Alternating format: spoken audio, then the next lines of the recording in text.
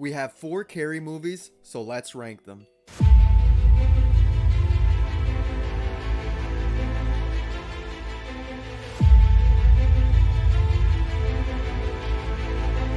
Hey guys, welcome back to the channel. Hope you're having a good one today. I'm the movie ranker, and today I'm going to be ranking all 4 Carrie films from worst to best. We have the original, we have a sequel, and we have a TV remake and a theatrical remake. So all 4 films we'll be going through.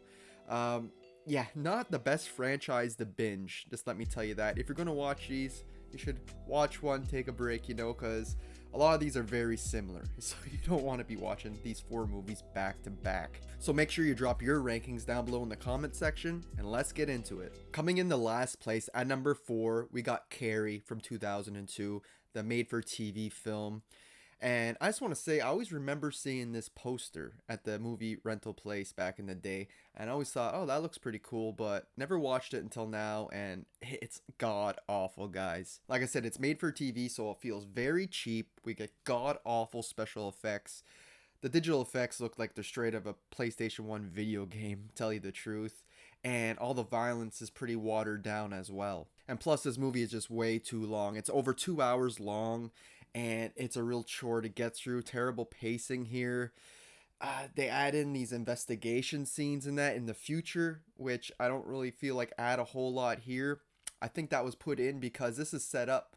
If this would have done really well, they would have made a TV series for this, and this would have been kind of like the first 2 episodes or whatever into one. And that's why they changed the whole ending in this one too. Carrie actually survives. Sue actually saves her, and they kind of go into hiding in that. I thought that's all kind of real interesting, something different. And like I said, this franchise does too much of the same too often. So that was really cool, but the TV series never did happen, so it all kind of feels pointless. I like Angela Bettis as an actress and other things I've seen her in, but she is just not Carrie to me. For one thing, she kind of looked too old. She was 29 when she did this role. Supposed to be playing a 16-year-old. She just seems weird. Instead of just being like socially awkward like the original Carrie, who was still sweet and everything, this one here, she just seems kind of dumb at times. And there's other times she's like staring at the wall as if she's on hardcore drugs or something, like spacing out. And yeah, I just wasn't buying her as this character. And Miss Desjardins, the teacher, she looks just as old as all the students, so if you see her in a scene with a group of students, you can't even tell she's the teacher. I find that really weird. The students look too old, teacher looks too young. And everybody else in this film is either completely bland or forgettable. No other real redeemable characters or actors here. We got Catherine Isabel, which I always love, but she has a very small role in here, so she doesn't do a whole lot. I mean, I do give the film props for being a bit different than the original. I hate a shot-for-shot remake because that is definitely pointless. And this one seemed to add a few more things from the books, which I've never read the books, so I'm not going to be talking about how good of an adaptation these movies are or anything like that. But in the end, this is still a very bad movie. It was a one-time watch for me, and I'll probably never revisit it again. Up next, at number 3, I got Carrie, the other remake from 2013. Now, this one is very slick, very polished, very well put together, production-wise. This had a theatrical release. It wasn't made for TV, and you can really feel that here. Unfortunately, it's basically just a modernized clone of the original. There's not a whole lot here new. It's basically beat for beat the same thing except modernized, right? We have better technology, a lot more CGI use and stuff like that, but it does feel kind of pointless. I do think the casting is great though. We got Chloe Grace Moretz as Carrie. She's actually a teenager in real life, so she finally is believable in the role. You feel like this could be this kid at school, right? And I like just the way her performance came off. It felt natural and whatnot. Though my only nitpick is her beauty kind of shines through, and it's hard to see her as like an outcast at school, right? We also got Julianne Moore as the mother. And yeah, she kind of brings her own little spin to the role as well with her like self-harm and stuff. And you really do feel like her and Carrie have this loving bond, even though the extremist religious aspects gets in the way. And you actually kind of feel like she wants to help Carrie at times. We got Judy Greer in here as the teacher. Always fun to see her, you know, her being in the new Halloween movies. I personally always remember her from It's Always Sunny in Philadelphia, so I always love seeing her on screen, and she's a great actress. Also, the one who plays Sue, Gabriella Wild. I think she does a phenomenal job. Maybe my favorite version of Sue, actually, Sue Snell. Just did the part really well. And the final act does go bigger, right? This being a modernized version, but there's so much CGI use, so much overuse of digital effects that it does take me out of it a bit, and it just feels a little bit cartoonish. Like she destroys everything at the prom and that kills a bunch of people. She leaves. She splits the road down, you know, telephone poles coming down and stuff. But like I said, you can tell it's all digitally done. Nothing's practical. And I also hated the way that Carrie was like using her hands to move stuff. Like, you don't need to do that. It's all in your mind, the telekinesis and that. So, yeah, that just kind of threw me off. And her flying and stuff is like, okay, this is going a little bit too far. I do like different, but not this type of different. I do feel like them playing the video of Carrie in the locker room, in the shower from the first, having her period, playing that at the prom to add to the prank, I thought was kind of genius. And that's something clever you can do in a modernized version of Carrie. But everything else, like I said, great performances, great characters. But the story is just too much of the same. Up next at number 2, I have The Rage, Carrie 2. I had such a weird time watching this movie because it's kind of all over the place. It has a lot of flaws, but at the end of the day, I was highly entertained by this sequel. It's definitely a product of its time. This being from 1999, it's very 90s. Like this from the soundtrack, the alternative rock and new metal songs in here, to just the style of the film overall. It's just really a product of its time. I mean, we even get a little Scream reference in there with the bad guys calling our main girl Rachel and asking her what's her favorite scary movie and that, screwing with her. I'm like, oh, Scream was so big in the 90s. I see why they did this, but again, it kind of ages the movie. And our main lead Rachel, she's such a great character. I love her. She's much different than Carrie. She's not as socially awkward in that. She has a little bit of like a goth vibe to her, but yeah, she's fun. She has a great personality. Unfortunately, I just find all the Carrie aspects of the film a little forced in here. Watching this, I'm like, it feels like they made a movie, they wrote a script, and then last minute decided to make it a Carrie sequel and add in a few things to make it connect. And after doing a little bit of research, that's exactly what happened. This was a script for another type of movie.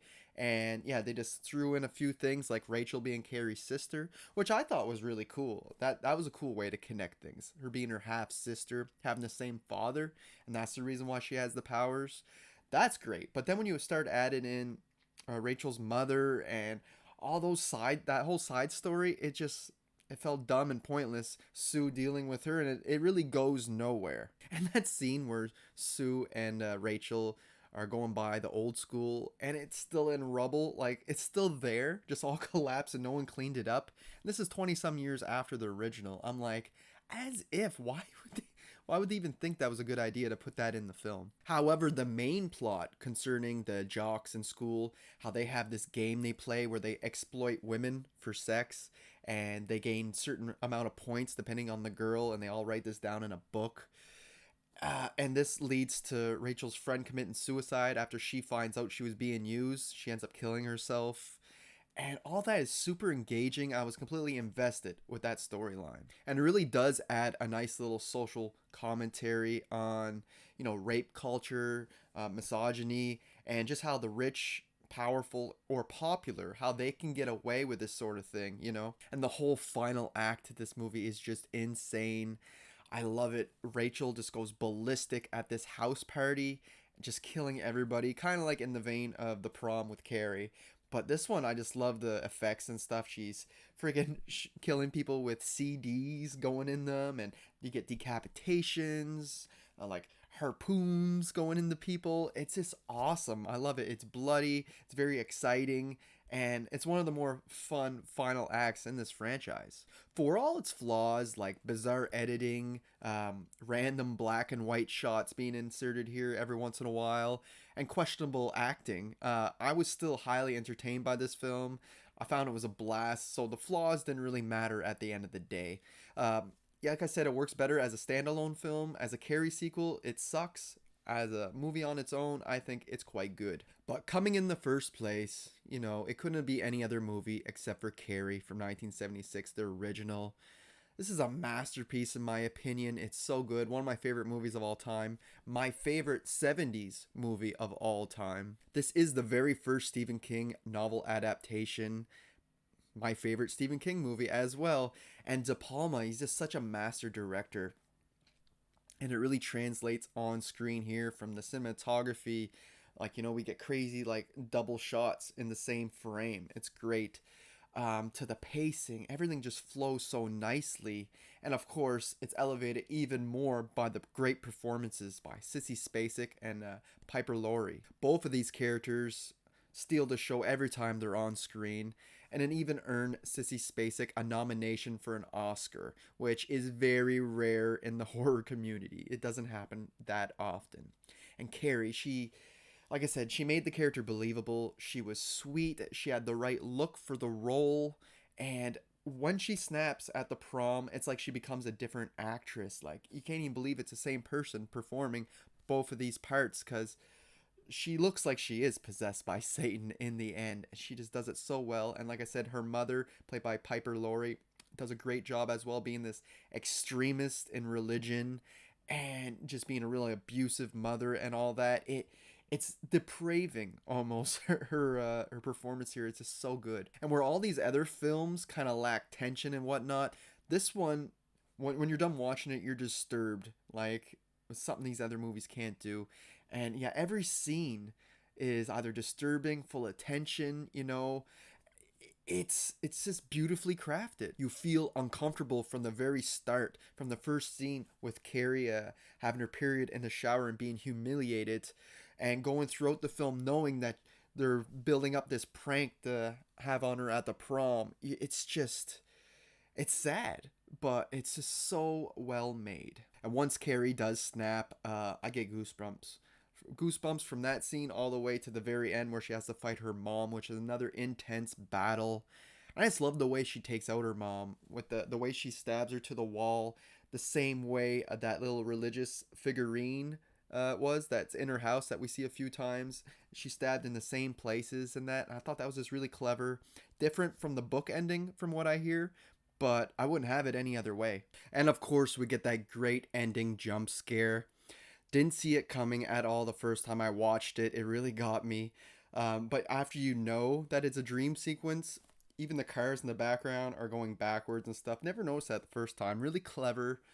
And also inspired Friday the 13th ending, which they said they were heavily influenced by Carrie to make a jump scare ending. And that one is actually one of the greatest of all time, which we would have never got without this movie. Also love the musical score here. It's great. And the little homage, little tribute they did to Psycho, because they hired the composer for Psycho to do this, but he died before getting able to do it. So they put in those little violin cues, that dum dum dum dum, when Carrie's freaking out at her house and that. A few times they use that score, and it does pair with the movie very well. Of course, we also get a Psycho reference with the high school being Bates High School or whatever. A lot of Psycho stuff in here. And to me, this movie is just perfect in every way. I can't find a flaw. It's a 10 out of 10 all day long. Easily the best of the franchise, and comes in the first place for me. So there you have it, guys. There's my ranking of all 4 Carrie films. Hope you enjoyed it. Like I said, drop your rankings down in the comment section of this video. You can find links to my letterbox and Instagram in the description of this video as well. Man, this was an interesting franchise. Not the best franchise, even though I absolutely love the first film. Second film was fun, but the other two, probably never watch again if I'm being honest. But there you have it, guys. I hope you enjoyed it, and until next time, thanks for watching.